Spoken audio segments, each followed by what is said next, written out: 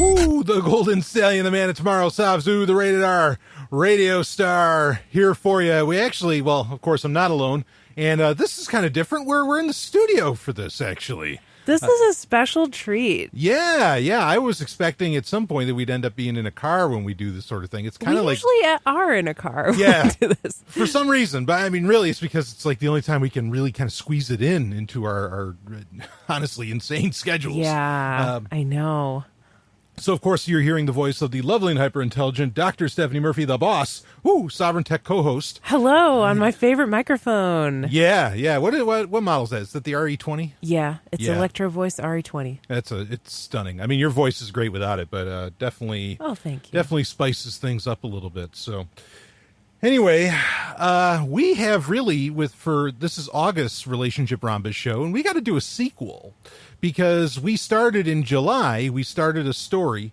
The story is titled, Lust is Complicated, but Studies Show These 19 Things Make Men More Attractive to Women. Oh, yes, I remember this article. I was really excited to continue it, because we were really going point by point and critiquing each of these things. Yeah, and you can listen back to the Relationship Rhombus from July. Yeah, you might as well just listen to that before you... Right. before you start this one, because it's going to be a continuation. Yeah, exactly. And we ended off on wearing scented deodorant. But we talked about that. I remember us talking about Old Spice, yeah. Yes. How Old Spice is a no-no in my book. Basically, they were saying, just if you use like a new scent, it makes you more confident, and confidence is sexy, and that isn't. I think that's absolutely true. Yeah, I mean the opposite is certainly true. When you don't think you smell good, confidence goes through the floor. Yeah, it can, unless, I don't know, you're into that. Unless you're unaware of it, or unless maybe you're into it. Someone maybe might be into it, who knows? In a hippie commune or something. Which, we love hippies. Yeah, nothing against hippie communes. Yeah, folks. not at all. I would join one myself, just so I didn't have to wear deodorant Fucking right. ever again. Or bras. Yeah, that's right. Well, anyway, we're going to go on to the next one, and kind of sticking on the point of sense, of smell. Chow down on garlic. What? Yeah, and I don't know how far I think we're 10 or 11 more in, attractive? Yeah. If you eat garlic. I know. And here, let me read it. Garlic is like nature's Viagra. I'll just tell you that. It really is, but let me tell you. All right, hold on. Let's read this. The smell of garlic on your breath is generally regarded as an instant romance killer. But a recent series of studies from researchers at Charles University and the National Institute of Mental Health in the Czech Republic and the University of Stirling in the United Kingdom, holy shit, suggests a different story when it comes to body odor. In one study, 8 men ate a slice of bread with cheese and 12 grams of fresh garlic. Another ate bread and cheese without any garlic. They kind of did a funny spelling thing there. For the next 12 hours, the men wore cotton pads under their armpits and were instructed not to use any deodorants or fragrances. The following day, all the men returned to the lab where 40 women sniffed the pads and rated the odor on pleasantness, attractiveness, masculinity, and intensity. One of these studies.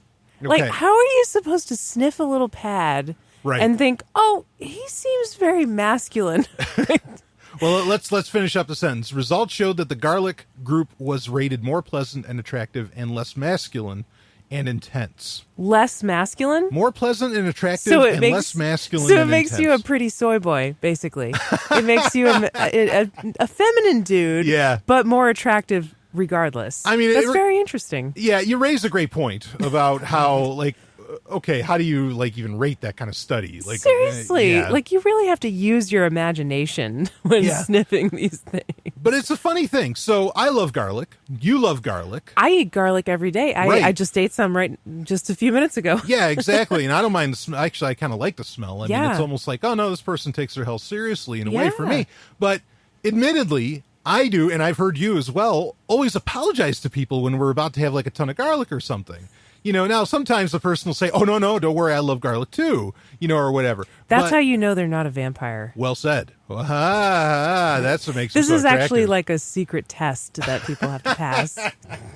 I cook a dinner full of garlic, and then I say, oh, sorry about the garlic. You don't mind, do you? And then if they say, oh, no, I love garlic, then they passed. But if they say, I can't have garlic, And then they shrivel into a pillar of stone and disappear and turn into dust. It'd be so much easier. It'd be so much easier just to have a mirror where you don't see the reflection. Right. You know? Yeah, that's probably a better way to improve that test. Yeah. Well, Brian, I don't know how this works for women because this is geared toward the patriarchy. This is geared toward like making men seem more attractive than to women. I guess that's not patriarchal necessarily, but this is just focused on men, how men can be more attractive. Yeah. But you and I have a little thing about this where since I mentioned I eat garlic every day, I chop it up when I cook my dinner. Yes. And sometimes it gets all over my hands. Yeah. And then later, even though I wash my hands, we're in bed together and you're like, what is that garlic smell? And it turns out it's like in my fingers. It's like in my hands. And if my hand gets too close to your face, you'll get a whiff of it. Now, how do you feel when that happens? Do you feel more attracted to me? Does it make me seem more feminine? Personally, like it's such a. I think it's just a smell I'm not used to in bed. That's a little confusing. It kind of throws me off. Yeah, and that's like I'm not going to say it's crossed. bad because I've never smelled. Other than like after a workout or something like that, and even then I wouldn't call it bad. I call it the smell of success. But I've never smelled a bad smell from you. Oh, so thank you. Yeah, so I can't really say and I wouldn't call the garlic smell bad either. It's just like when you smell it in bed, like next to your pillow, you're like, wait, what the hell? Yeah, that I could see that would throw you off. Yeah. You want to smell like lavender in bed. You want to smell flowers. Everything should smell like lavender. Even pumpkin spice wouldn't be bad. No, it wouldn't be bad at all. Pumpkins, the smell of pumpkin spice. I talked about this on Sovryn Tech years ago. That is one of nature's little bits of Viagra. That is nature's Viagra. Yeah, it really is. Like it'll get a guy going. Increases penile blood flow. Fuck yes. Oh, I love pumpkin spice. Holy shit. Anyway, though, I'll tell you, Price Chopper, their brand of coffee is usually pretty good. In fact, there's one in particular, Cinnamon Snickerdoodle. Never met anybody that didn't like it, even though you don't like the smell of coffee, Stephanie. Speaking of bad smells. Yeah, that's no exception. Yeah, but their pumpkin spice coffee, horrible. It's weak, right? Yeah. You don't even taste the pumpkin spice. No, and I mean, it literally tastes, it just feels like brown water, and it's so bad. What a crime. It is. It is. I'll have to find a better brand. Let's just put it this way. There is no pumpkin spice in that latte. Yeah, exactly. Now, I got to say, with this garlic thing, right, it's funny because a lot of these in this 19 list, a lot of it is about how to seem more masculine and intense, but this is saying that it was more attractive because it's less masculine and intense. Yeah, I think that's a thing. What? Yeah.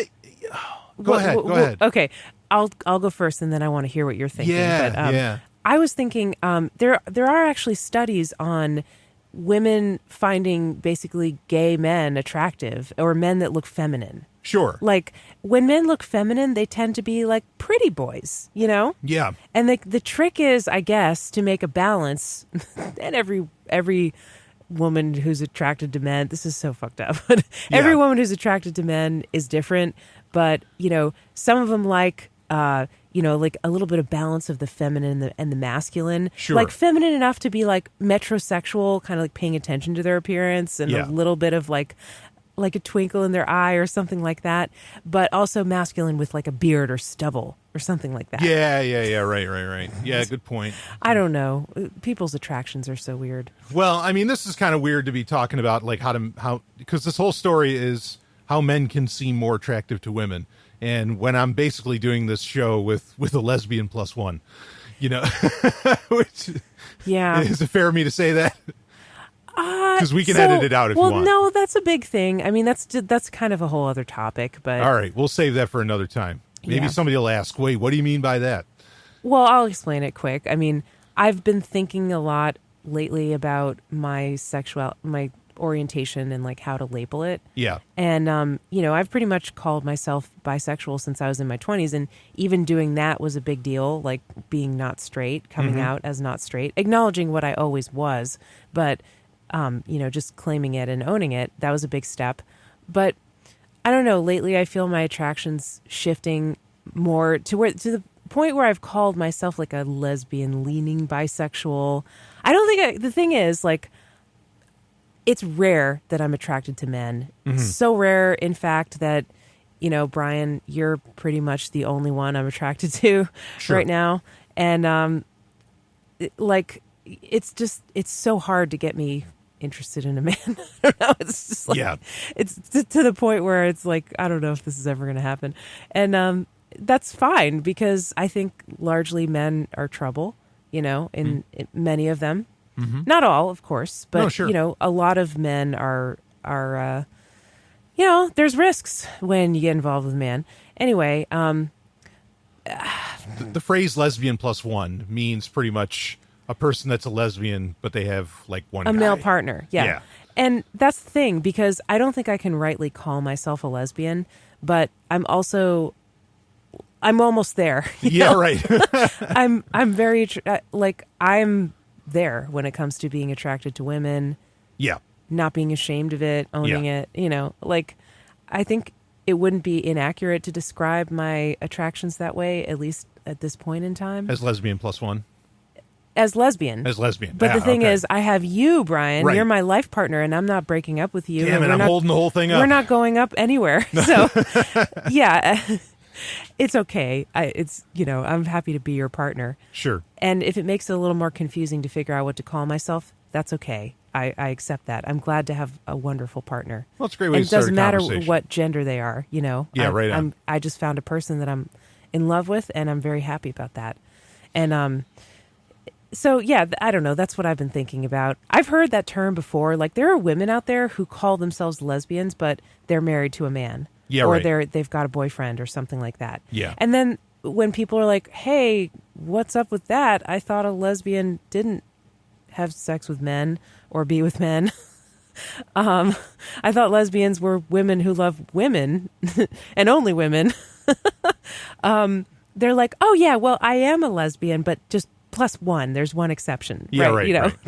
Yeah, no, fair enough. And I think lesbians probably might roll their eyes at that a little bit. Sure. And they have every right to, because it's like, no, that's not what the word means, Yeah. So I don't want to piss off lesbians, and I also want to find a way that I'm able to describe myself that makes me feel seen, for who I am and what I am.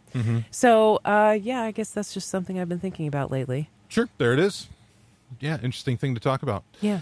So the point I was going to bring up with this list, with the garlic thing, is that about, smelling less masculine. Yeah. I think lavender might be the greatest smell the world has ever created, or like that the universe has ever created. And like, that's not, I don't find that to be a masculine smell, but I've certainly gotten compliments because I use a lavender deodorant. On purpose, obviously. And you make it smell masculine somehow. Well, I don't know. I mean, I'm just saying I've gotten how you do it. I'm just saying I've gotten compliments on wearing that. Yeah. By women. Yeah, and so, maybe there's something to this. Like that a certain scent can be less masculine, but then physically, maybe you want to be all on. I don't know. It's how it combines with your body chemistry, too, I think. Yeah, sure. Because you ever had this experience, ladies, you'll know what I'm talking about. You go to the mall, you put on a perfume. Yeah. The sales clerk, this doesn't usually happen anymore because there are fewer and fewer malls and fewer samples of perfume being given. But in the time when this took place, would you ever go to the mall with your friend and then the clerk would say, oh, would you like to try this perfume? And they'd spray it on you, and they would spray it on your friend, and you'd smell yourself, and you'd smell your friend, and it would smell like two different scents. Yeah, right. On both of you. Yeah, well, that's because the perfume combines with your own scent, your natural scent, your body chemistry. Right. And so I think natural herbs and stuff, natural fragrances are the same exact way, of course, right? Yeah. So garlic or lavender could smell very different on someone like you, Brian, than someone like me. And in fact, yeah, like when I smell your lavender deodorant, it doesn't smell like lavender exactly. It smells kind of different, I think, because it's combining with your scent. Shit. All right. Well, it's good. I mean, it's definitely, I can see why people compliment you on it. Okay. Well, there it is. So, the garlic thing. Go ahead. Eat up the garlic, I guess. Yeah. Just maybe have some. It also nearby. acts as a blood thinner and lowers your cholesterol. Oh, it's super healthy for you. It's a wonderful thing to consume. Okay, let's go on to the next one. Yeah, sure. Do volunteer work. Ooh, so that makes you more sexy. Yeah. I can see that. I think it's sexy. This reminds me of something. Okay. I had a professor in college. Oh, boy. Who was a nerd, of course, like all college professors, pretty much. Sure. It wasn't like he was a young, hot professor. He was like a middle-aged, balding, bearded man with glasses. And he taught organic chemistry. And, okay. I liked him. I wasn't attracted to him or anything, but I connected with him because I really liked that class. I just loved organic chemistry. Okay. And, I think one time I ran into him at the library and I was talking to him about something because I was tutoring for his class. And so we were talking about how the tutoring was going. And he said something like, well, I'd like to hear more about this, but I have to go because I'm going to my Habitat for Humanity meeting. We've been building houses for people in the Pioneer Valley. Sure. And it's going really well. And for 1 second, I looked at him a little differently. And I was like, oh my gosh, that's really cool that he does that. And I think it did enhance his attractiveness in my eyes. Interesting. Yeah. Well, I suppose the question becomes, too, was it because he's doing volunteer work or because he's doing construction? But no. Well, I didn't even get the sense that he was doing the construction. I think he was just orchestrating a team. Oh, sure. And then the team of college kids actually builds the house. But he was just like the team leader. Well, maybe. But even that was sexy. Sure. I guess. Yeah, no, I at first blush when I hear this, like there's a part of me that says, But then but granted, this is supposed to be how to make yourself men to make themselves more attracted to women, not like guys supposed to be attracted to, I don't know. Anyway, but then there's a part of me that's like, yeah, for me with the opposite sex, volunteer work would be kind of, I could dig that. Yeah, for sure. I don't know. It shows that they have the luxury of thinking about other people, Yeah, and there's a go-getter kind of attitude about it that I find very attractive. Yeah, so that's a positive quality. Yeah. It doesn't hurt that you've volunteered for free aid. I volunteered for many years. For more than free aid. Yeah. I know you've done plenty. Other organizations too. Yeah. Yeah. So I'm going to say, I'm going to say yes to this, but let's read about it. A 2013 study from UK researchers found that women find men more appealing when they do volunteer work. About 30 women looked at a picture of a man with a brief description of his hobbies, which sometimes included volunteer work. The same procedure was repeated with about 30 men looking at a picture of a woman. Everyone rated how attractive they found the person pictured for a short and long-term relationship. Both genders rated the person pictured as more attractive for a long-term relationship when they were described as a volunteer, but the effect was stronger for women rating men. So me feeling that way too, that volunteer work is more attractive for women, to women, like that's obviously bears out in this study as well. Yeah. So that's interesting. But men still care more about what she looks like and how old she is, I'm sure, than whether she volunteers. Yeah. I don't know. What do you think is kind of behind that a bit more? Any thought of what's behind the volunteer work? I think it shows that it's like a lot of things. It's like getting your nails done. It's like wearing ridiculous shoes. It shows that you have the luxury to do that. Yeah. You have your own basic needs taken care of. Right. So you have extra resources that you can share with someone else in need. Right. And that's sexy because it makes you look like you have so many resources that you don't even need them all. Yeah. Yeah. I think that's why it's attractive. Bravo. Nice. Or maybe it just shows like they're a good person, Yeah. Because it is considered like a virtue to do volunteering. Sure. Yeah. Ayn Rand would flip out, but otherwise. Yeah. I think it also, if you've had this experience, that when you do volunteer on a meaningful project, it contributes to your personal growth. It changes you in some ways. It makes you humble. It makes you grateful for what you have. Yeah. And those are attractive qualities in a partner because it shows that they're more emotionally healthy. I wonder, do you think, now Sovryn Tech makes some degree of money, nothing crazy. Okay. But for a long time it made zero. Yeah. Or next to zero. Like it was enough to maybe fund, the website and stuff like that, or, back the website and whatever. Would that come off as like volunteer work? Well, that's a good question. I don't think so now because you have sponsors. Yeah. And you have a Patreon. Yeah. But at first, like if you weren't trying to, what comes out, what podcast comes off as volunteering to me is the voluntary life. Yeah, that's volunteering. Yeah, but because Jake has never tried to make any money off of it. He's literally just sharing his wisdom. Yeah. That really does come off as volunteer work to me. Yeah, very interesting. Yeah. Okay. Well, anyway. Yeah. Move on to the next one. Sure. Show off your scars. Oh. Your scars? Yeah, let's read it first. Okay. That scar on your chin from when you fell off a bike could help you attract a mate. In a 2009 study, researchers at the University of Liverpool and the University of Stirling took photos of 24 male and 24 female undergrads.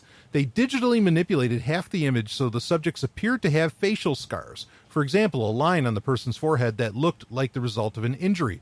When the researchers recruited another group of about 200 heterosexual male and female undergrads to rate all the people pictured based on attractiveness for both short and long-term relationships. Results showed that men with scars appeared slightly more attractive for short-term relationships than men without scars. Women, on the other hand, were perceived as equally attractive regardless of whether they had scarred faces. How do you feel about this? Oh, it just sounds like a bad boy thing. Oh, he must be a bad boy getting into fights. And yeah, who knows what he's getting up to with these scars? Oh, that's sexy. I actually, I think this works. I hate to admit it, but I think this works unconsciously because I do notice, especially on people's faces, I notice scars. Yeah. And I'm like, ooh, that's interesting. I wonder how he got that scar. Yeah, right. As long as it's not like disfiguring, but if it's a little one, sure. That I think that does give someone a little bit of character, shows that they've had experiences, maybe taken risks or something like that, that led to them getting scars, and they've come back from it. So, yeah. I'll admit I've always wanted a scar kind of like Anakin Skywalker, where he had like one kind of right over the eye that, I don't know, just sort of, I don't know, gives it. I mean, I think even as a man that like it does give kind of a badassery. It gives like, this person's had experiences or something like that. I'm tempted to ask you a question that kind of could go down a dark, like that's kind of dark. Oh, okay. Because it has to do with me. Okay. And a scar. Oh yeah, I know the one you're talking about. Okay. And I want to put it out there that like I'm comfortable talking about this, and that say whatever you want, and even laughter and other things are acceptable to me in talking about it. But I kind of want to know, like, if we're talking about scars, if this is a thing, like you don't have to be dire about it. Is my point. So when I was in the U.S. military, I'm not going to tell the whole story, but I was shot, and. Fortunately, obviously, I'm behind the mic. I lived through it. It's on my left side, and of your abdomen. Yeah, of my abdomen. And there's a fairly well pronounced scar, that's there that shows where it went, the entry. And I mean, I guess I'm asking you to be honest. Like, I mean, do you think that had any bearing on attractiveness of any way, or like, is this really just a facial scar thing? And I know it's a tough thing to kind of talk about, but I'm curious. So I think it is a facial scar thing because I never had the opportunity to see your scar until I knew you fairly well. Yeah. And you never told me about it. Mm-hmm.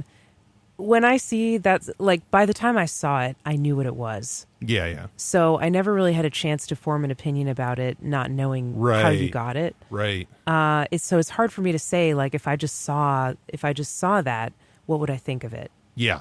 Because I don't really know. Yeah. But because I know what it is and what it's from and what it means to you, I feel, I guess, like a mixture of feelings when I see it. Mm-hmm. I feel sad that you experienced that trauma. Sure. And that you have a mark of the trauma on you. And in a way, it represents that you always will have trauma that you're going to carry from that whole time in your life. Yeah. I mean, this is never going away. Yeah. No, it's never going away. It's part of you now.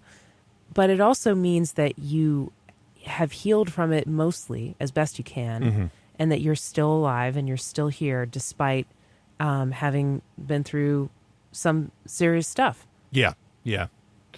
Okay. No, so it makes me grateful that you're here, obviously. Sure. And I appreciate that. Yeah. Okay. I mean, I was just kind of curious if that was like a thing. Yeah. I don't know.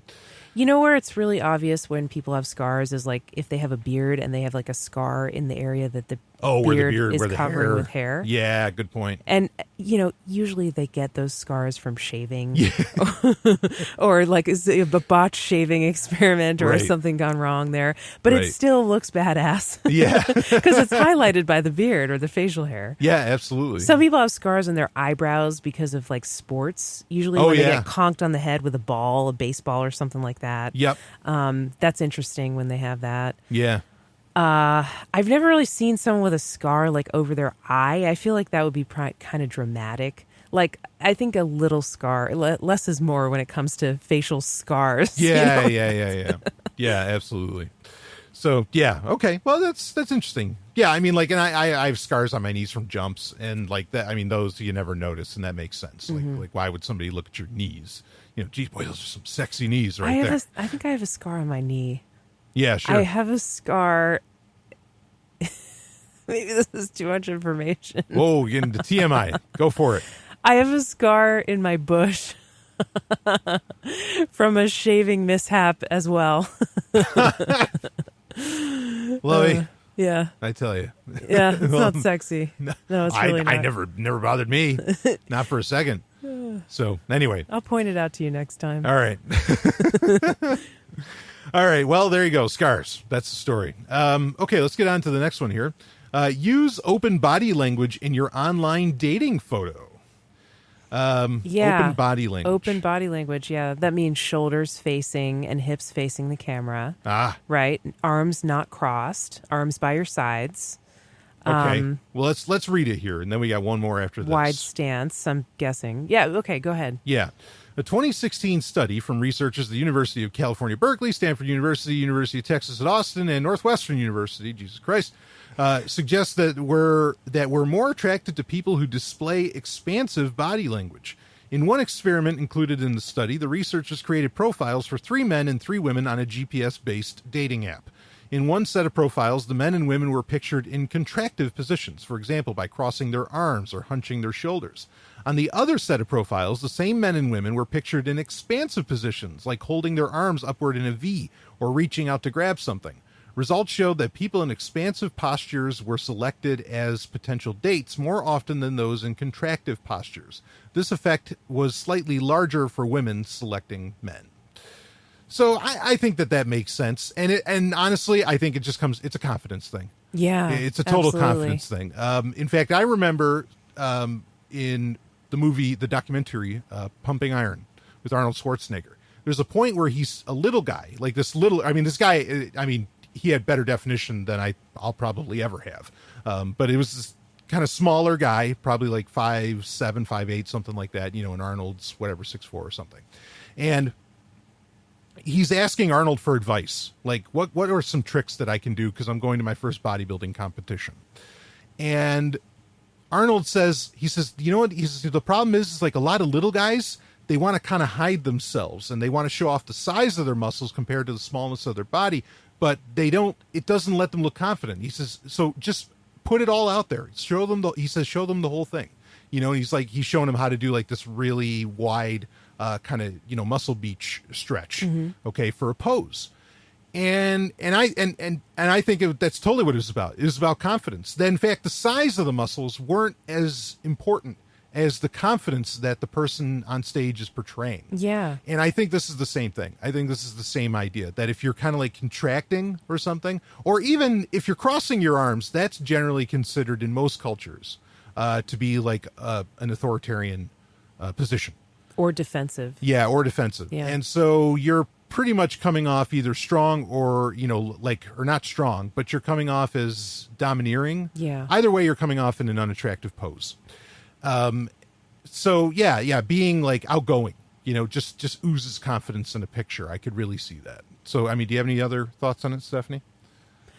Yeah. I think it's communicating a message, maybe unconsciously, that you believe that you deserve to take up space in the world. Instead of shrinking down into yourself to take up as little space as possible because you don't feel like you deserve it. Sure. I think that makes sense. That makes a lot of sense. So anything else on that one? No, I mean, I think I agree. Open body language is always just a great idea to make yourself more approachable to people. Yeah. And being seen as approachable makes you more attractive too. Yeah, absolutely. Right? Because you don't want to be intimidating people, right? No, you want people to see you and think, oh, they look easy to talk to. Sure. You know, I feel like I could talk to them. Sure, absolutely. So, all right. So, I mean, that leads well into, I think this is the last one. Look proud. Ooh. A 2011 University of British Columbia study revealed a curious finding. Heterosexual men and women prefer different emotional expressions on potential mates. In one experiment included in the study, researchers had nearly 900 North American adults look at photos of opposite-sex individuals online. The researchers were specifically comparing people's perceptions of expressions of pride, happiness, shame, and neutrality.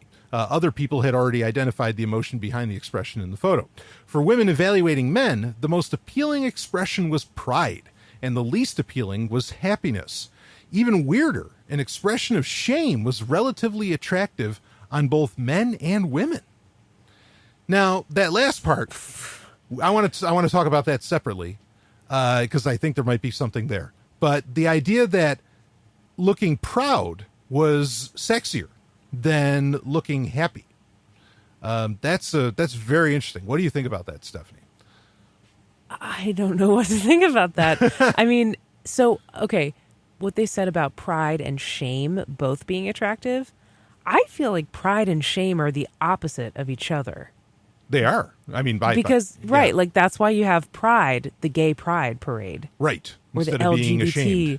Because, instead of being ashamed of being queer, you're proud of it. Yeah, right. Pride is the opposite of shame. Sure. So what's going on there? I have no idea. I can't even begin to guess.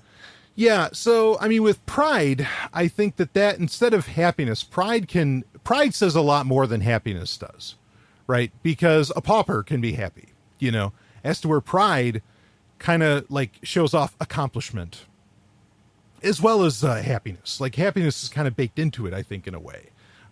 So, yeah, I could see where pride over happiness could really be a thing, even though, of course, the primary goal in life is to be happy. So that should stand for something. But I can kind of get it how looking proud can do that, looking accomplished and all that. That gets more to that confidence, which is really what all of this is about. Like, all 19 of these, at the end of the day, are really about confidence, I think. Even the garlic is about confidence, because you got to be confident to say, no, I can eat a whole fucking clove of garlic and I'll still walk out with a girlfriend, or something like that, right? I mean, I'll come out smelling roses. Yeah. So, but yeah, all of these have to do with confidence. Now, the interesting thing about shame, I think this is twisted. I can believe it. But the thing that's twisted about it is, I think that the reason that a person with shame is attractive, it can go one of a couple ways. One is that you feel empathy for the person, and so there's like a care and you want to like do something about it because of that shame. Mm-hmm. Or it's because, this is someone I can dominate. Yeah, that's right. And that can be a very attractive position, as well for some people. That's what I was thinking when they said women looking ashamed. I'm like, that certain men are going to see that and think, she's a dirty girl and she knows it, Yeah, something like that, right. And so I can really get, and even on men, like it can be a thing. I mean, because there's women that dominate men. I mean, obviously, I'm not saying anything earth-shattering there. So, yeah, I mean, because, that's the funny thing with shame, is that it's something that can either be dominated by someone else, or it's something that could be empathized with, or, and empathy, one could argue that's kind of the opposite end of the spectrum of domination. It doesn't necessarily mean it's submission, so I don't want to call it that, but it is on the other end of the spectrum away from domination. So if people are either, a top or a bottom or something like that, both of them would feel an attraction and an affinity, I think, to shame, which is, I don't know, it's interesting. So I'm like, it's weird, but I'm also at the same time kind of not shocked that that's a thing. So anyway, well, there you have it, folks. Yeah, there is our 19. That's our list. That was actually more interesting than I thought it would be. Yeah, and some of that, and do listen to last month's Relationship Rhombus, really, because we talked in depth about the first half. Yeah, and some of it was shockingly, like the biggest one that I thought, and you agreed that that's like actually a thing, are like some of the signals of when like a gal is into you. Like the covering of the mouth with a giggle. Oh, yeah. And stuff like that. That was interesting. Yeah, because once at first you're like, no, that can't be true. And then you think about it, you go, oh, wait a minute. Yeah, it is. and there was interesting evolutionary evidence behind it, too. So, yeah, you definitely want to listen to that. Don't just listen to this one. How are we doing on time on the recording? So we usually don't go much above an hour. When we record these, or we go around an hour. Brian, that's a good question, and I can't see exactly because I don't have my glasses on, so I'm going to have to get up and get back to you on that. You go ahead, you get up and you take a good look while I take a look at... We are at 36 minutes. 36 minutes. All right, so that was going to have bearing on as to what we were going to do next. Oh, cool. Okay. So what I want to do actually now, I did have a story that I was going to cover, but maybe you're going to be on an episode of Sovryn Tech in the near future. Maybe. We'll see. That we can cover that there, or I'll just talk about it because it's really been in the Sovryn Tech Prime show notes for a little while. Anyway, I want to talk about a recent craze of yours.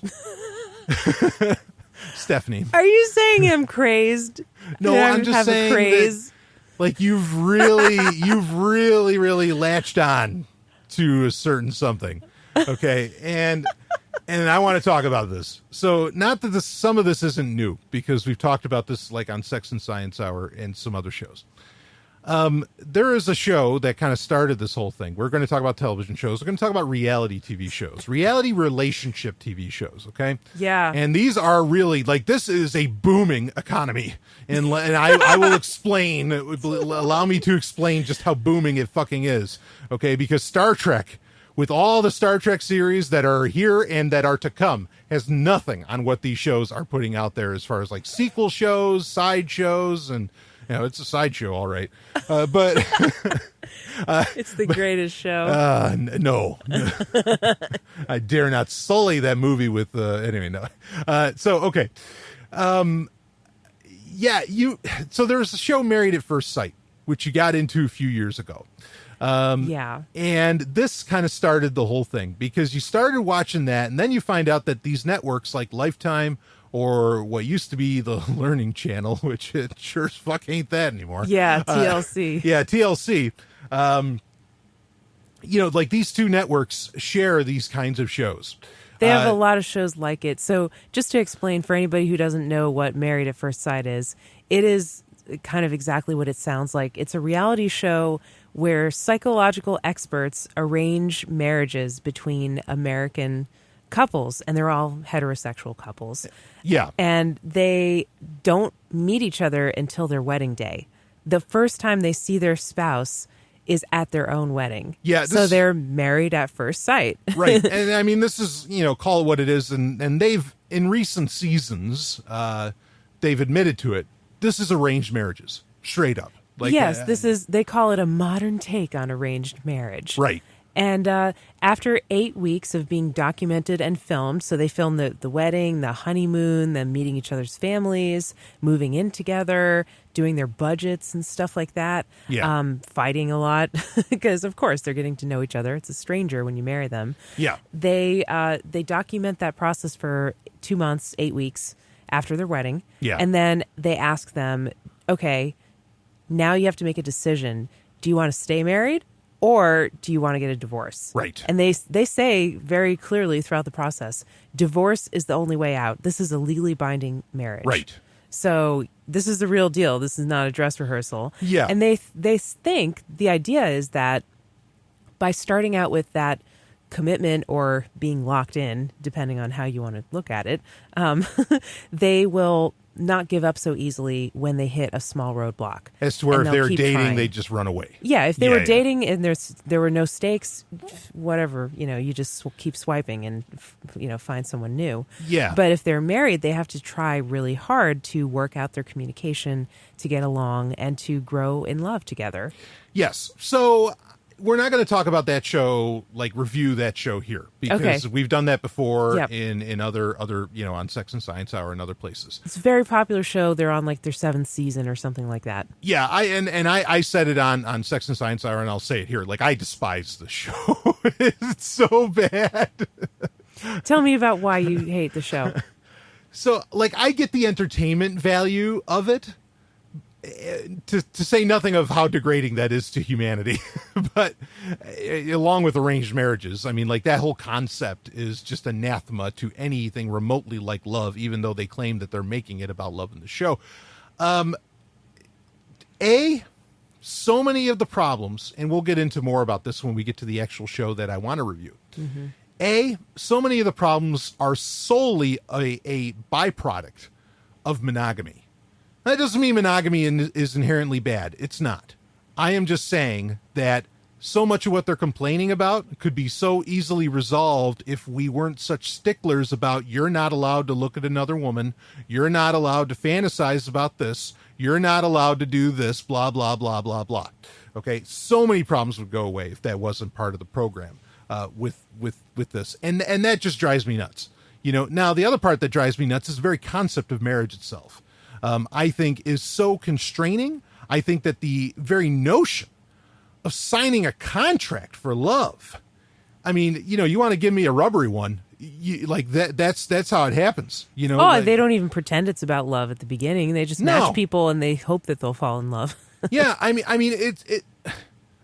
Like, okay, I'm going to prove that I love you, and the only way I can do that is by putting a wedding ring on your finger and signing a contract. That's fucking insane. And it's no wonder people have no concept of what love actually is today. Yeah, I think there are there are 50,000 people that auditioned for the newest season of the show. It's, I mean, just the idea that many people within a city, within like Dallas, Texas, would be willing to put their entire life in the hands of a so-called expert, right? Yeah. Like, what are their credentials, right? Who are these experts?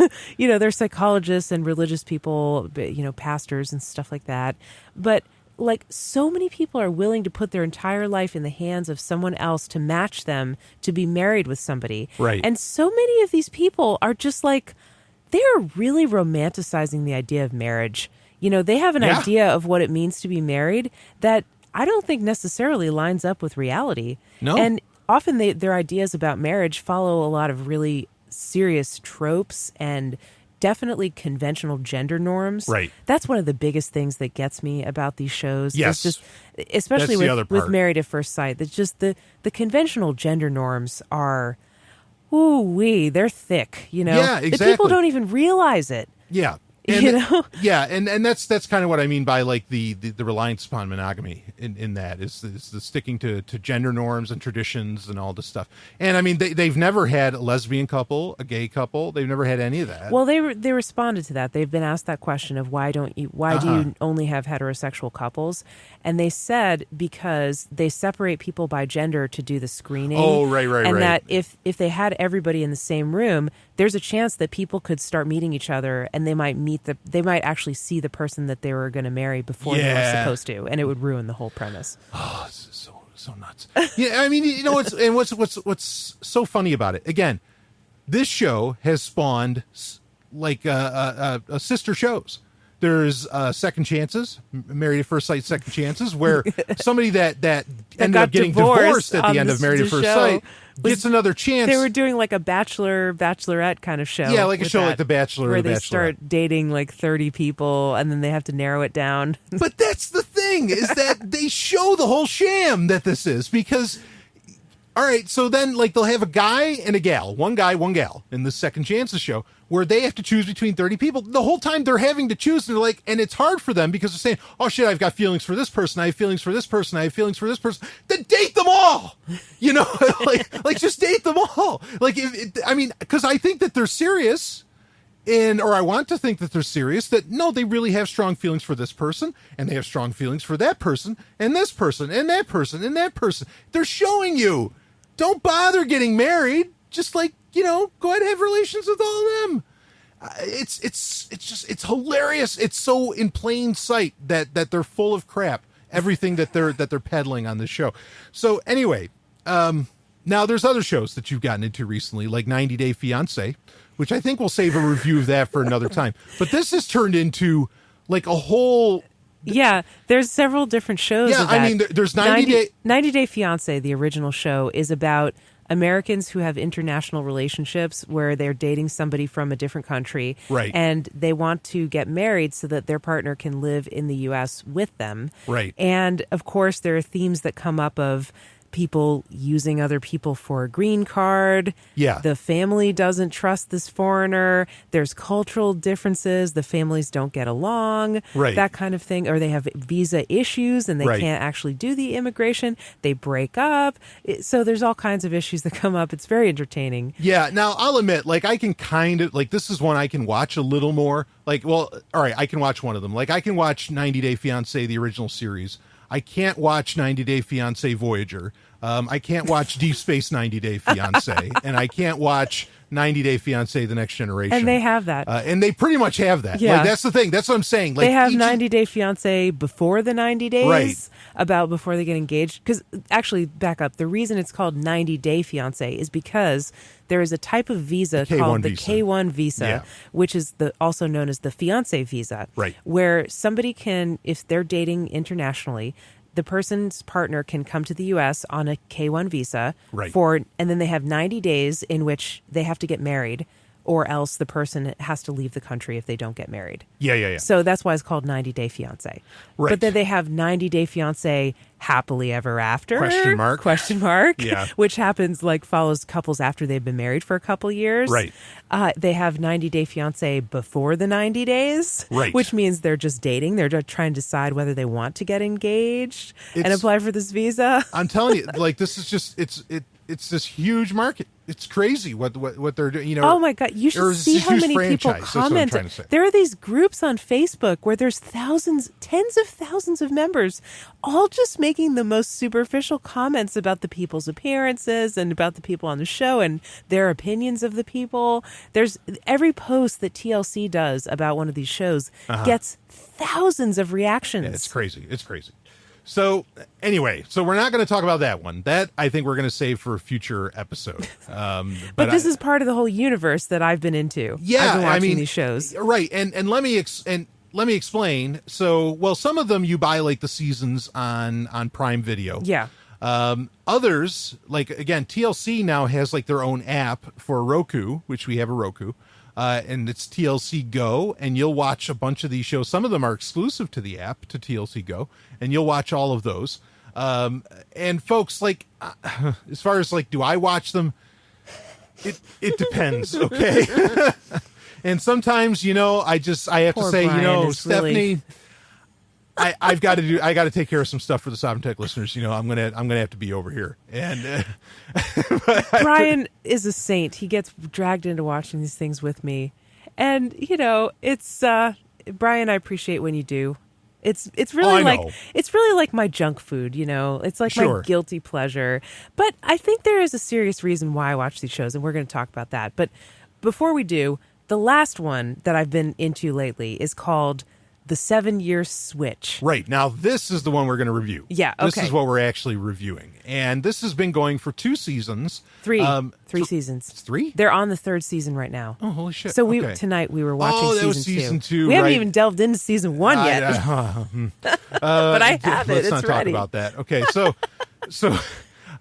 season 3 has been pretty humorous, but anyway, we'll talk about the show in a second. So this has been going 3 seasons. Yes. And this is kind of a sequel show to Married at First Sight, because one of the 3 kind of psychologists, psychiatrists, and there's a pastor. Experts. Yeah, that's the term. One of the 3 experts from Married at First Sight is also on the 7-year switch. Is also on the 7-year switch, and is kind of the lead. There's 2 lead people on this, and she's one of the lead people. And what's her name? Jessica Griffin. Dr. Jessica. Griffin. Okay, so she is a forensic psychologist. She never blinks. I think she's, and I'm not kidding. I'm really not kidding. I think she's CIA. Okay, she kind of has that demeanor, like she's very analytical. And she never blinks. And she never blinks. And she's always talking about the experiment and how important this is for the sake of the experiment. Yeah. And it's almost like she's experimenting on these people. Yeah, I mean, I'll tell you, like I've been around field boys, and she just smacks of one so hard. And I think she's with the company. I'm going to put that. I'm going to say. What that. would be her mission? What would she be doing on these shows? Why would they plant her there? All right. I think these shows are like this is the opiate for the masses. Oh, it's opiate for the masses, all right. Me. That's the whole purpose of reality television. But it's more than that. Like, I think this is really, I mean, these are social experiments, behavioral experiments. Yeah, they are. I mean, yes, the people are volunteering very openly into these things, but I don't know just how far, I mean, I think that this is something, I think governments would be very, very interested in how can we pair up, tax chattel, to create more tax chattel. Yeah, and I personally, like, I would not be, my mind gets wildly conspiratorial with these shows, and with her being there, it gets worse, because I mean, really, this is a cold person, and I am not saying that because she's a woman. I know women get cold. Oh, she's an ice queen. Oh, she's this. No. This person's cold on a very strange level. Now, because she's in forensics, I mean, maybe she's seen a whole shit ton of death, because that can certainly, you can see that in people's eyes. Yeah. Okay, you really can when somebody's seen a lot of death. And so I want to be empathetic to that, but honestly, I mean that. Like, I think she's CIA. I think she's with the company. So, we'll see about that. We may never know, but yeah. So, but she's on the 7-year switch. So, give me the premise for the 7-year switch that we're going to review. So, the premise of the 7-year switch is that you have this idea of the 7-year itch, where couples will be married or be together for around 7 years. It could be 7, or it could be more or less, give or take a few years. Yeah, some people were like only 2 years. Right, but once you're in a long-term relationship for long enough, there seems to be this point where a lot of couples start really getting on each other's nerves. Right. They start fighting more. The things that they were initially attracted to about their partner are now just driving them nuts. Yes. And this is sometimes, there's some infidelity happens around this time for a lot of married couples, or some married couples. I won't say a lot, but it's a thing, right? It's a thing that after people have been in a long-term relationship for about that many years, a lot of people start to get restless, and they start to think, do I really want to stay in this relationship? Right. But it's very comfortable at that time, and you might have your lives very, very closely intertwined. So what the 7-year switch is they have these married couples whose marriages are on the rocks. Yes. Their marriages are very troubled. They're on the brink of divorce, basically. Yes. They're doing a last-ditch effort to do what it takes to try to save their marriage, but they're not sure if it can be saved. And so what they do is they find couples that have a certain dynamic. For instance, one person in the marriage will be very driven and focused on their career and goal-oriented and dominant. Right. And the other partner will be sort of their caretaker, their supporter, doing most of the work around the house, but feeling underappreciated and resentful because they're doing all this work that seems to go unnoticed to support their partner. Yes. They'll basically take somebody who's a couple who has like a free spirit, somebody who's more kind of fast and loose, along with a more conservative or traditional type of person, a person who's more serious. And sometimes those opposites attract, but then after a while they start to get on each other's nerves. So they'll take couples that have a dynamic like that, and then they will switch the partner with another partner. So for 2 weeks, the real married couple splits up and they go live with somebody else's spouse. Yes. And they pair people with an experimental spouse who has the qualities that they think they want in a partner. Yes. That someone who is actually more like them, like themselves. So it's a little confusing, but basically, somebody like a person who is really dominant and driven and alpha-like, who's in a marriage with a caretaker, they might be split up. The caretaker might be matched with another experimental spouse who is also a caretaker. Yeah. And the alpha might be match with another experimental spouse who is also more of an alpha and more driven. Yeah, which the idea would be is so that you can reflect and see what you're like, what it's like to be in a relationship with you, for the other person who isn't like you. Yeah, and they say it's not about hooking up with the experimental spouse or falling in love with them. It's about seeing if you would like to be married to someone more like them instead of your real spouse. Right. So, and they call it switch therapy. Now, I've never heard of switch therapy other than the show. Yeah, I think they talk about it like it's been around forever. They talk about it like it's a thing. Yeah. I've never heard of it, but yeah, they do. They seem to have an established kind of protocol. Right. And yeah, so the experimental spouses live together for 2 weeks, no phones, no computers, no TVs. Yes. They're just supposed to connect with each other. Now, I kind of feel like if you just had 2 weeks alone with your real spouse with no computers and no phones and no TVs, you might actually solve your relationship problems. Yeah, you might end up connecting a lot start more. Communicating, yeah. Right? But that's what they do with the experimental spouse. They can't talk to their real spouse for the whole 2 weeks. But they end up, the psychologists, the experts, visit with the experimental couples and they talk to them and then they show them footage of their real spouse with their experimental spouse, and everybody gets really jealous. Everybody's like, oh my God, I can't believe they did that. It makes me so mad. Well, because sometimes like these spouses that get paired up with each other, these alternative spouses, are very flirty. Yeah. Or like they're like very outgoing or something. And so when you get two outgoing people, they can be very touchy and whatever else. And so, yeah, it comes off like that. Absolutely. Yeah, and they're doing these exercises to like build intimacy. They give them these exercises. They have to look into each other's eyes and tell the other one something they like about each other, something, things like that. They go on road trips together. So they're doing all these bonding activities and talking and stuff. And then at some point, the women meet each other and the men meet each other and they talk about like being married to their spouse. Yeah. Yeah, exactly. So this is kind of the idea. And at the end of the 2 weeks, right, they get have to choose. Go back home to their real spouse and see if they want to stay married to them. Right. Yeah. And they can, I guess, choose. I mean, I don't know if I guess that's Lifetime, right? That does that show. I don't know. That's not TLC. TLC. I guess it's Lifetime. Yeah. Yeah. I don't know if Lifetime, if they like have some kind of fast track to where they can get you divorced more quickly, they know a good divorce lawyer or two. It seems that they do because they make the stuff happen fast. Because they create a lot of divorces. Yeah, I think so. But now I'm going to be a little kind with this show. I don't find this show, it's not as entertaining as 90 Day Fiancé. Again, the original 90 Day Fiancé with Anfisa and all those characters. That's actually 90 Day Fiancé Happily Ever After. Right. Well, now it's Happily Ever After, but they're the original 90 Day Fiancé I think so. group. Yeah. So anyway, I feel like I'm talking about soap operas. I mean, they kind of are. But, I mean, and that's an important point to bring up, too. Like, all reality television is not reality. It's bullshit. It's, in fact, the guy that came up with the concept of reality TV, or that copied it from the British, Mark Burnett, he specifically said, I never wanted it to be called reality TV. He said, because it never is. It's not. He said it should be called a contrived dramality. That's what, and I want to bring that point up because people forget that. So anyway, I'll be a little kind with this show. I mean, like it's slightly more entertaining than Married at First Sight for me.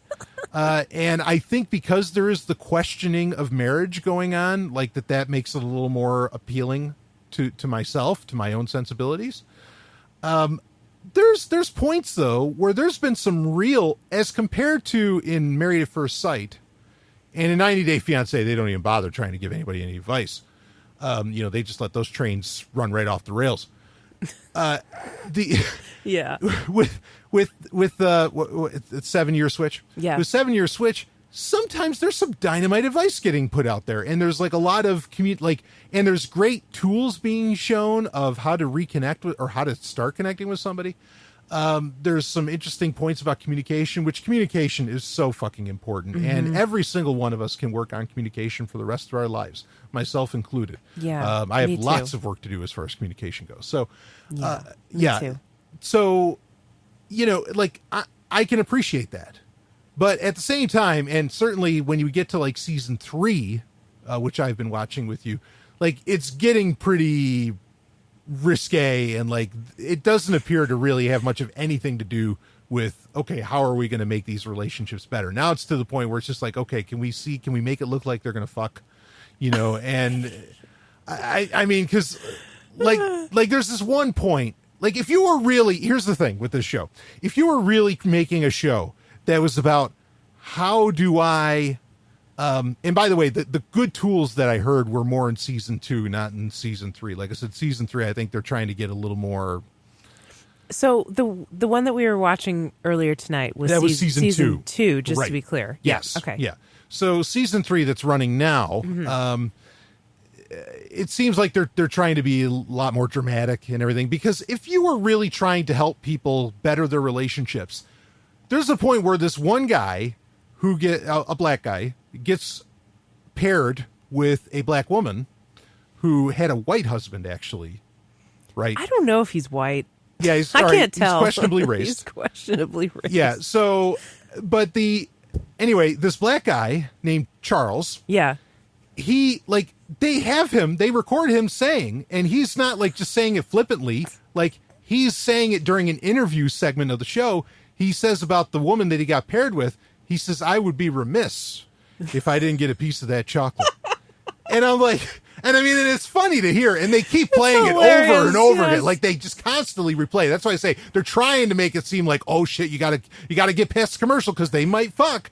And the thing is, if you were trying to like actually save a fucking marriage, right, you would never play that. You wouldn't play that clip over and over. A second. Yeah. You in fact, you would shake the guy saying, dude, you're trying to save your marriage. What the fuck are you talking about? And so that's what's more important. Getting the chocolate or your marriage? Ratings are the most important, right? Yeah, that's right. I mean, that's what this is really all about. Like, there's no, and that's where the show, for me, like, I'll give it the credit where a little bit is due, but I haven't seen in season 3, I haven't seen a second where I thought that there was something helpful going on throughout the entirety of season 3. It's just constantly like, oh, are they going to fuck? Oh, are they going to fuck? Or are they going to fight? Is like, because, this husband met the real husband, and he's like, oh, if I see him, I'm going to knock him out. I'm going to punch him right in the face, or something like that. And it's just like, what the hell? This has nothing to do with rescuing relationships. This is totally contrived dramatic. This is completely about just creating fucking drama. And you wonder too, like, what the producers are asking, like, because in reality TV, they have like the footage of like the people going about their day, and that's sort of like third person view, right. But then they cut into interviews with the people about what was happening in the clips. Yeah. And you don't usually hear the producer asking them a question. Yeah. But obviously what they're saying is responding to a question that the producer asked them off camera. Right. And so they'll probably say like, what were you thinking at this moment? Yeah. Or what was going through your head at this time when you did this? Yeah. And then, you'll get an answer like, I was thinking I would be remiss if I didn't get some of that chocolate. Yeah. And then they take it out of context. And then they're like, and then he's probably like, but no, they asked me that question. They painted me into a corner. Yeah. It's so nuts. Yeah. It's just, there's no reality here. Okay. And like I said, in season 2, I saw some things, like some great advice was being laid out. There was some great tools being described, great points about communication getting talked about. But like season 3, there's none of that. Like, I mean, they're pretending that there is, but not really. And it all feels like, especially when they go to, what's her name again? CIA? Dr. Jessica. Dr. Jessica. When they like go to Dr. Jessica, like when they go to her and just kind of interview her, it smells like Gorillas in the Mist. Like it smells like. What do Gorillas in the Mist smell like exactly? Well, I mean, as in like it smells like an experiment. Not just an experiment. It smells of like these are rats in a cage. Right. That's the way she's talking about the people, as though they're subjects in an experiment. Exactly. Yeah, and right. It's fucking creepy. Yeah, that's a little creepy. Yeah, and the problem is I want to say, well, hopefully people realize this and they don't fall for it, and I'm not saying that to offend you in any way, Stephanie. I'm just saying, like, but it's 3 seasons deep, and based upon what you tell me happens on Facebook and wherever else, and Twitter's got to be a fucking mess with this stuff. People really buy into this shit, and they're nuts for it. They have opinions to share. They are just ready to tell you, about what that person should be doing and everything. And I'm like, wait a minute. If you've got relationships like so licked, all right, I don't want to say this. You can't possibly be watching this for relationship advice. I mean, you really can't. And I don't know. I'm not going to say it. It's so crazy. Well, you can't be watching it thinking you know better than them, because you don't, Well, you can't be watching it thinking that you have all the answers to these other people's problems, right? Yeah, there's just something, I don't know. There's just something off about it. I want to say that because I'm not watching it for relationship advice, but I think that I'm interested in watching these shows because it does help me learn about relationships in a way. It brings up issues about communication in relationships, about relationship dynamics, about how do you handle conflict, that I find really interesting, and I learn something from it. No one else is watching it for that reason. Like, I mean, I'm not saying you don't. I'll tell you, I think there's a couple other reasons that you watch these shows. Okay. Why else do you think I watch it? One is, and I don't think you disagree with this. One is because it's something you can kind of half watch. So like you can be cooking or working on something. Yeah. While that's on in the background. And this whole idea of just having something on in the background is kind of it's not new, but it's something that's being explored by researchers, which maybe they'll do a reality show about it. I don't know. But the other reason I think that you're kind of into it, and this is just a bit of a hunch, I don't have the same appeal, same draw to it because of this. But I think I'm going to put this way. It sounds harsher than it is towards both of us. So I'm not just saying about you. I think we navel gaze perhaps so much, or we're so insular, we don't know what normal people are like anymore. And so like we you kind of watch these shows and we go, oh, that's what people are like. Yeah. Oh, right. Forget about leaving the house. It was, it was just a pipe dream. It doesn't seem that great now. No. It's just like, oh, yeah. Okay. No, this is what people do. Oh, look, normal people. Okay. Anyway, that's the other part. Yeah, there's an element of that, I think. I mean, yeah. Even though I don't think these people are necessarily normal. These are not salt of the earth people. No. These people are prima donnas, 15-minute of fame, wankers. I mean, it's really, yeah. Anyway, I think if you, I absolutely would not want to put, I mean, we put our relationship out there enough as it is, when we're doing shows like this or whatever else. But admittedly, we feel a lot more comfortable when we're doing it behind the Patreon paywall than we are when we're doing it on Sex and Science Hour or on Sovryn Tech Prime. Absolutely. Yeah. We don't just want to be gawked at. We don't just want attention, Well, that's the thing, is that I think most sane people don't put their relationship on fucking display for millions of people to watch. Talk about a stress to a relationship. I mean, what are you doing? Oh, God, the pressure. You literally agreed to have cameras follow you around? Yeah, and then interview you about whether you had sex and how good it was. Like, that's the thing on Married at First Sight. They'll ask the couples, did you have sex yet? Did you consummate the marriage? That's what they use. Did you consummate the marriage yet? And then if they don't do it by a certain time, they're like, well, there's no timeline, but don't you think it's a little bit unusual that you haven't done it yet? Just let things happen naturally. But by the way, did you do it yet? Yeah, right. Yeah, exactly. No, it's so, it gives you such, I mean, and I know this is kind of an old trope or an old idea. Like the idea that this is getting transmitted into space, not even inadvertently. And that aliens, not that I think aliens have ever been to Earth, and I'm glad, if they saw this, just be like, what the hell are these people doing? Because especially since this is getting schlepped off as reality, that this is how it is. These are real people. And, I'm human. I am one of them. I can't believe it, but I am one of them. And I look upon it and I go, we're fucked. Like, we're never going to get anywhere. This is not going to get any better. So why do you think that? Is it because of the people who watch these shows or the people on these shows? Everything. It's, in fact, the most egregious are the producers themselves, are the networks themselves. And this is actually becoming a really big problem because there's other shows that we're not even talking about that I dare not watch. I couldn't do it. Yeah, me too. And there's one that's, what is it? It's about a 17-year-old girl. It's called Unexpected. It's about pregnant teenagers. Yeah. And these fucking networks are exploiting these children. It's so exploitative. Like, that's the problem, is that a lot of this reality TV is getting to the point of absolute exploitation of very, very unfortunate and traumatic circumstances.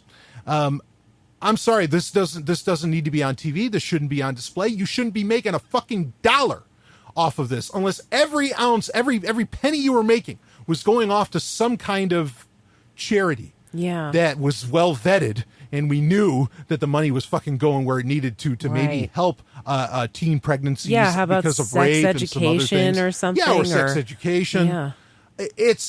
They are the worst. They are the absolute worst human beings, perhaps, on the planet. I mean, like, the people, I think the people that produce these shows, I mean, not all of them, not all of the shows. Some are better than others, but a lot of these shows are the absolute scum of the earth. You know, they are so exploitative, and especially now that it's gotten to children. Yeah, I mean, you could say 17-year-old's an adult. Well, that sword swings a couple ways. Yeah, but what about the kid, the unborn child who didn't fucking consent to that and can't? Not at all. And it's just, fuck that. You know, like that is so bad. And so that's why I feel like, and the fact that I don't hear anybody else raging against the machine, you know, and saying, how dare you put that on TV? You know, I mean, I just don't hear from them. And I don't know, maybe that's like the silent majority or something, and maybe that's what's out there, and I shouldn't feel such a pending sense of doom. But I mean, it's really bad that's successful, and these things get multiple seasons. I know they're cheap to make, and you got to fill airtime. You know, no network is allowed to not be anything less than 24/7 today. But yeah, that's why I feel like it's just doomed. And in reality, I mean, it's ironic because I think that there's, like, in particular, like Married at First Sight or even 7-Year Switch, which is about marriage. Mm-hmm. Okay. There seems to be as much media, stories, and whatever else getting out there saying, hey, you know, maybe marriage is like just this ancient institution that has no business in our modern world. As there is stuff like this that is honestly bringing back all the ancient aspects of this institution into the modern world and trying to make it relevant, like arranged marriages and so on. See, I think I actually have a little bit of a different perspective on Married at First Sight. Please, yeah. I actually think it kind of makes a mockery of marriage because... Oh, I think if you see it that way, it does, yes. Right. Yeah. Because it's like, wow, okay, it shows that it's not about love. Right. It shows that it's a contract. Yep. And that divorce is the only way out. Yeah, and that you're reliant upon social shaming. Right. And like this sense of obligation to stay in love, which that makes no sense. That's right. And it also shows that it can only work if you put in the work and if you're committed to it. Right. All relationships are like that. And people don't want to do any work anymore. I don't know. It's just like, I think people do give up too easily. And, yeah. Yeah. I hear you. It shows that you have to do the work to make it work. Yes. Yeah. And you shouldn't, and it's okay to do the work, but you shouldn't need to have some kind of contractual obligation, you know, to necessarily do that work. Yeah. So, yeah, I mean, 7-Year Switch, like, I don't know where the hell this switch therapy came from. I suppose I could have done some research before we recorded the show. We happen to be watching it tonight, so I thought it'd be interesting, you know, to talk about it here. Well, that one definitely breaks, it does all these taboo things that are taboo in marriage. Yeah. Switching partners. Yeah. Taking that's off true. your ring, you know. That's true. That's pretty unconventional. Yeah. And like I said, what I saw in season 2 was far more palatable and maybe even remotely useful. It might even be remotely useful compared to like where season 3 just seems like, just a dumpster fire. I mean, like they're doing the craziest things. Like there's that guy Charles again, and the gal that he gets switched with. She's like, "Do you like to be in charge, Charles?" Oh, yeah. And like, I mean, it's just, what the hell are you putting? You're speechless. I just can't. It's so crazy, and I know that that's part of the appeal too, is watching the dumpster fire. It's like, watching a train wreck. It's like, wow, this is, I can't take my eyes away because this is just so horrendous. Mm-hmm. And yeah, so anyway, this is a huge this whole relationship reality TV show thing. I mean, this isn't singled out anymore. Like, this isn't the show Singled Out. We're well beyond anything like that. This sure as hell isn't Chuck Lorre, doing Love Connection or anything like those. In fact, it's funny. Like, I think people, you go watch that. Go watch old Chuck on the Love Connection and compare it to these shows, and you're just going to go, wow, where did we go wrong? What did we do? Someone get Chuck back. I mean, and I know there's been other shows. I can't remember the name of it, but Roger Lodge was like hosting it. That was all about, it was almost kind of like The Bachelor or The Bachelorette. But here's the thing. In fact, speaking of that, there's a beautiful, we went, you and I, and we were hanging out with MK Lords. We went to Boston. We went to a comedy festival, and Wanda Sykes was one of the headliners. Mm-hmm. One of the, I guess we saw Wanda. Yeah, she was great. Yeah, she's hilarious. And she had a point where she said, I want to say this. She says, we can't have a world with The Bachelorette and #MeToo at the same time. Like, that doesn't work. You can't have both, because one is absolutely antithetical to the other. And I think that's kind of the funny thing, is that I feel like very much these are very Bachelorette-esque. No, The Bachelor, not The Bachelorette. Or The Bachelor, whatever. Yeah, right. Yeah, The Bachelor. Thank you. But these are very Bachelor-esque shows, and you can't, it's very hard to garner respect when, you're schlepping yourself out there like this on these reality TV shows. I'm not very hopeful when I watch them, but you can leave us with a message of hope, Stephanie. Like give me, or what more do you have to say about the shows? Well, I mean, I actually think a lot of the people on Married at First Sight, at least, they end up having their illusions about marriage shattered. That's true. They learn what it really is. That is a reality check. Yeah, that is a reality check. They drop their preconceived notions of what it is and replace it with what the reality actually is. Sure. And I think that is a hopeful message, showing people that it's not this idealized. You're not going to find that, Yeah. You're not going to find the fairy tale. This is real life. It's not a fairy tale. Yeah.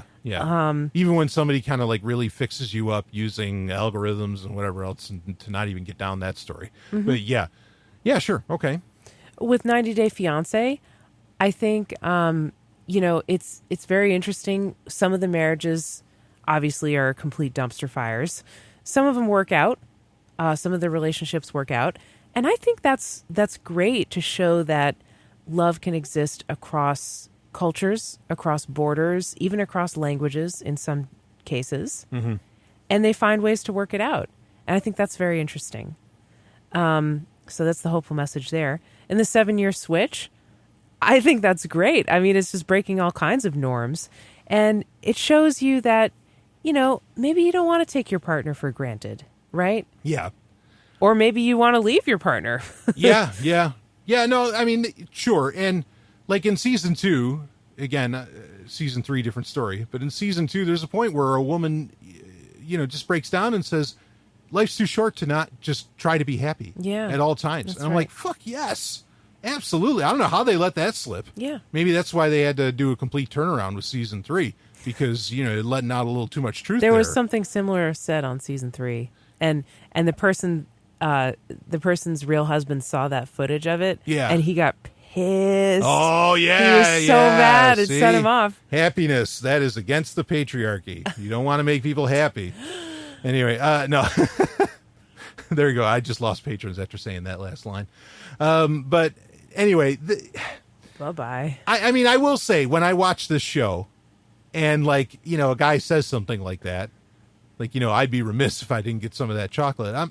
My response is, yeah, do it. Go, go for it. Like, what the hell, and all these people are like, oh, wow, I'm feeling really attracted. Okay, well, fuck them, like make it happen. Well, I don't know about that. I mean, I think that's kind of short-sighted. It's not taking into account how their partner would feel about it.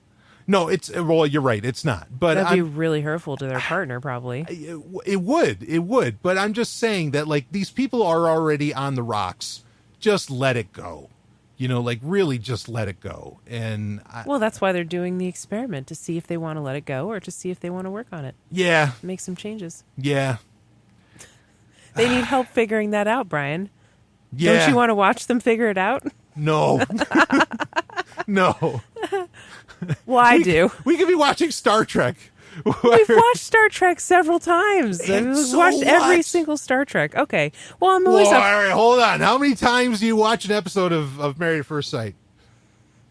Like one episode, the same episode. How many times? The fifth on that one. You plead the fifth. Sometimes I watch them multiple times because I'm half watching them in the back. No, I know, and I think that's the real appeal here.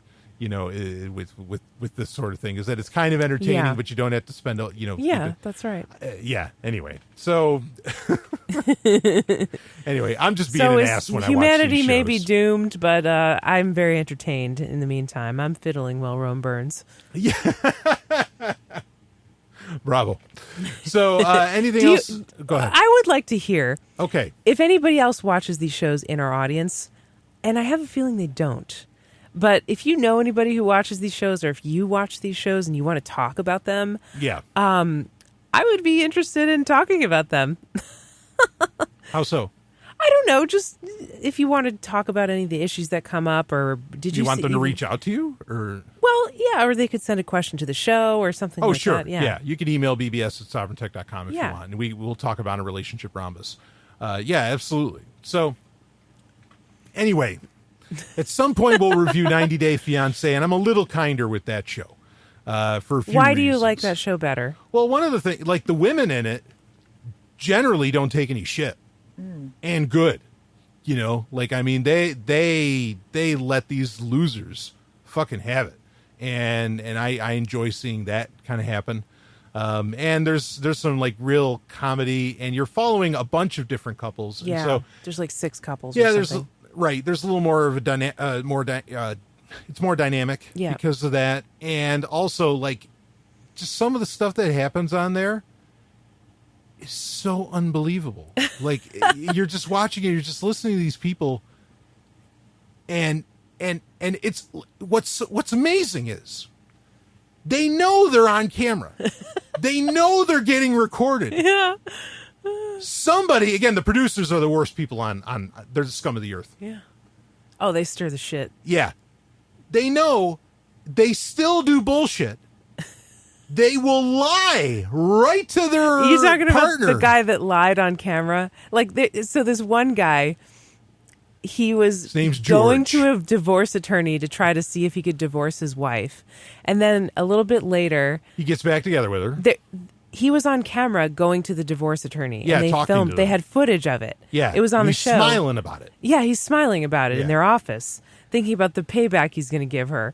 And then they're on camera together. They decide to work on their relationship or something. They're on camera together, and the producer asks, so when was the last time you saw your sister? Was that when you went to the divorce attorney? And the wife is like, what? You went to a divorce attorney? I didn't know about that. And he's like, baby, no, what are you talking about? They don't know what they're talking. I didn't go to any divorce attorney. Yeah, he just straight up lies. He straight up lies. They had him on camera. And like he knows they have the footage. He knows the camera crew's there. He remembers.